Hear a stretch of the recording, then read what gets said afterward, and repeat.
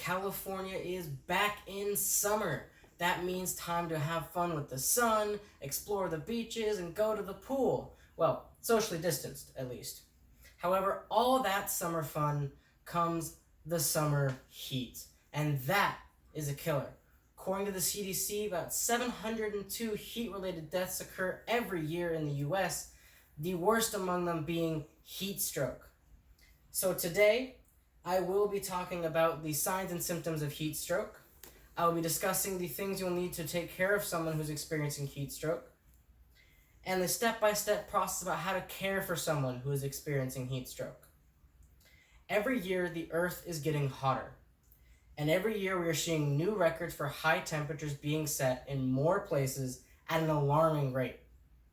NOAA has observed a global rise in temperature of the Earth of about 0.18 degrees Celsius every decade since 1981.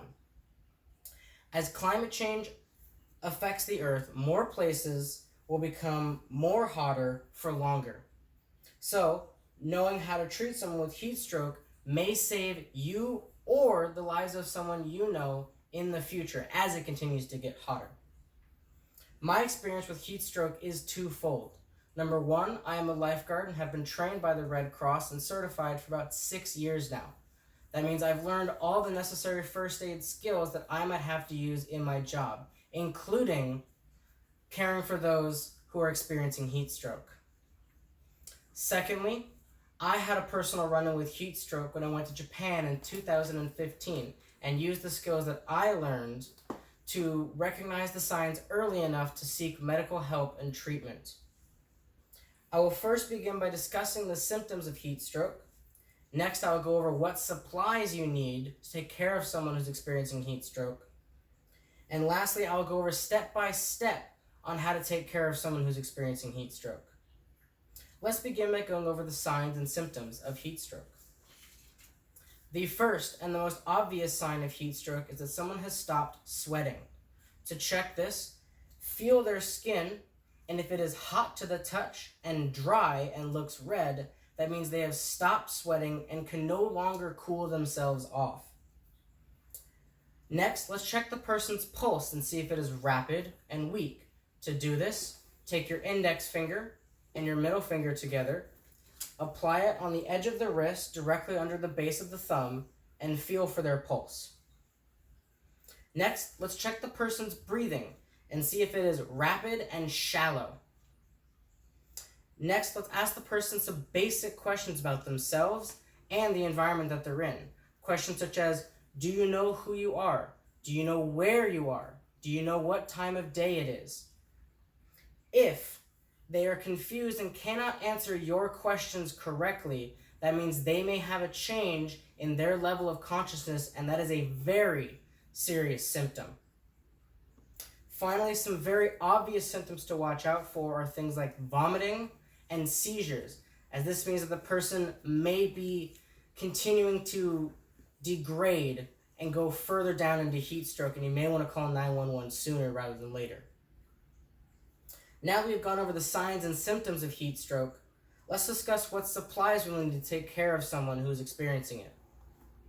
These supplies are everyday supplies that you may find around your house or take with you on your everyday journeys, and are very available and easy to find. So the first thing you're going to need is cold water. The colder, the better. Alternatively, ice packs or frozen items would help quite significantly here. Cold water is very important as it will cool the body's temperature very quickly by cooling the body's core. Ice and frozen items will also do the same here just as effectively.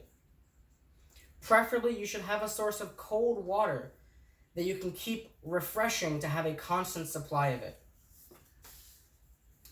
The second thing you will need is a way to very quickly douse or submerge the victim in that cold water. Preferably a large tub or a hose to very quickly cover the subject. If neither of these are available, using a bottle to douse them with cold water will also work just as effectively. The third thing you will need are sponges or towels to dab cold water along them. Final thing you will need is a cell phone. Now that we have the supplies we need to take care of someone who's experiencing heat stroke, let's go step by step on how to take care of them. I'm going to go over step by step what you need to care for a heat stroke victim. First and foremost, if you come across a person who's experiencing any of these symptoms that we have discussed today, you need to call 911 immediately using a cell phone or someone else's cell phone nearby. Heat stroke is a life-threatening condition, and you need to get them to medical personnel as quickly as possible so they can be treated. Second, once you have called 911 and confirmed that help is on the way, you need to get them to a cool area out of the heat. What this means is preferably an air-conditioned area or air-conditioned trailer. However, if you're in an outdoor environment and cannot get to an air-conditioned area very easily, a nice, cool, shady spot will do just fine. Third, you need to remove any excess clothing from the victim. That means anything like jackets, hats, gloves, socks, shoes, particularly heavy boots like hiking boots, need to come off so the body can dissipate the heat. Finally, you need to use the cold water and either continually douse them with it or submerge them up to the neck in cold water. You need to continually change out this cold water if they are submerged to make sure they stay cool. Optionally, if that is not available, use the sponges or the towels to sponge the cold water all along the body, continually making sure the sponges are kept wet with cold water. If you have enough towels or sponges, you can wet them and leave them along the neck, the head, or put them under the armpits and the groin area to keep them cool, replacing them when they get warm with fresh ones.